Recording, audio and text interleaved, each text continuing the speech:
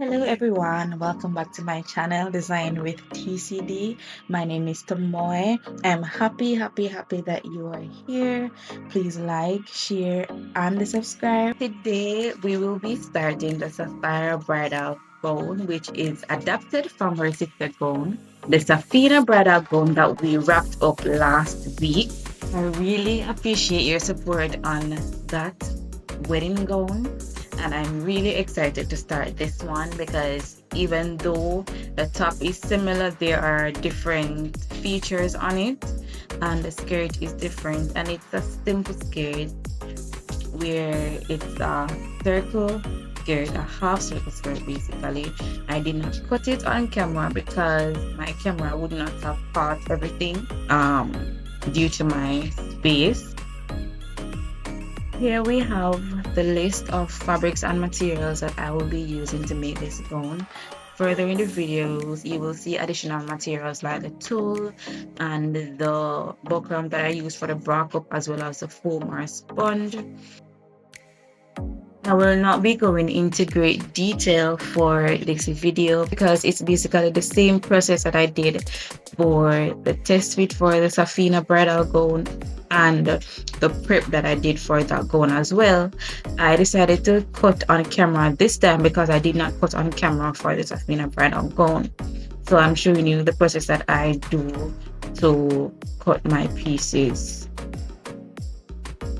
I will definitely link the test fit video for the Sapphina Bridal Gown.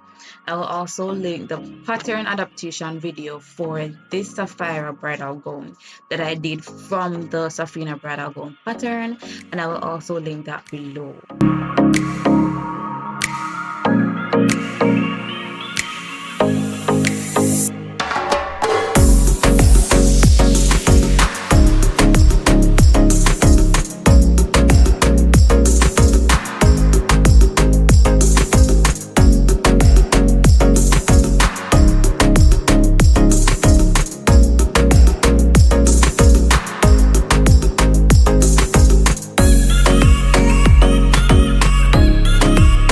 The lining that I'm using here is called punji lining, and it is not the same as the one that I use for the Sapphina Bridal Gown.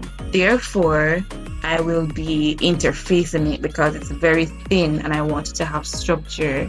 So you will see when I'm cutting the interfacing, I'm cutting 4 of each pattern piece, because I will do the structure layer as I did for the Sapphina Bridal Gown, and I will also interface the lining layer of the bodies.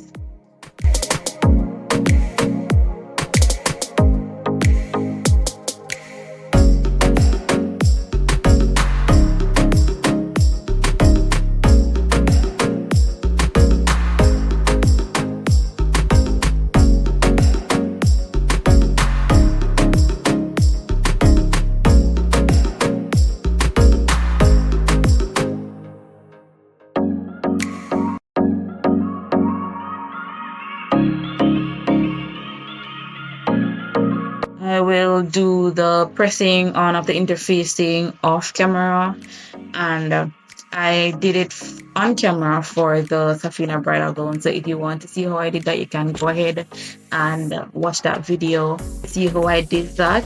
However, I will be prepping the bra cups on camera to show you my process. This is how I do my custom bra cup. Everyone does it differently, but this is the way that works for me.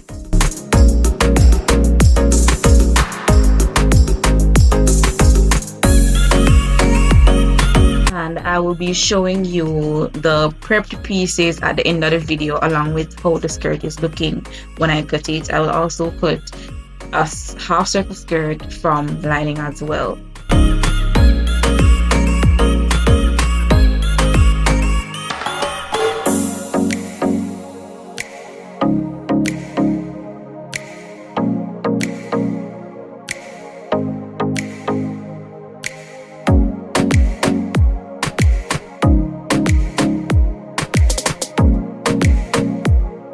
Here I am preparing my pieces for my custom bra cups. The pattern for the bra cup is made from the pattern piece, the center front and the side front of the bodies. I cut tool from interfacing, which is the pillon, and I have a press-on buckram that I use. It's stiff, so I use it to have the shape for the bra cup. And after I trace out my bra cups, ensure that you have a pair of the side front and the center front. I cut them out roughly, and then I fuse the buckram to the sponge, and then I cut it out.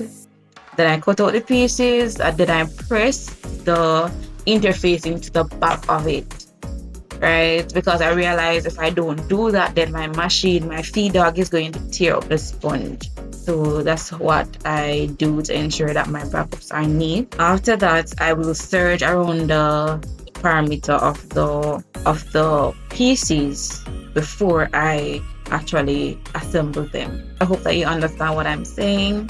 Yes, but I will show you in other videos to come how I do my backup.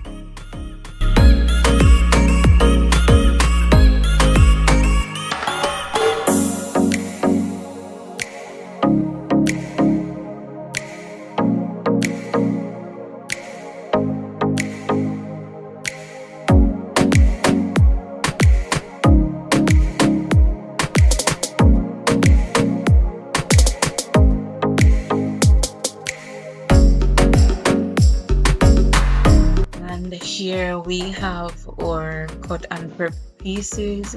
We have the center front illusion, side front pieces. We have the side back and the center back pieces. We have our bra cups as well as our half circle skirt. We will be continuing with the construction process in the next video. Thank you so much for watching. See you next time. Bye.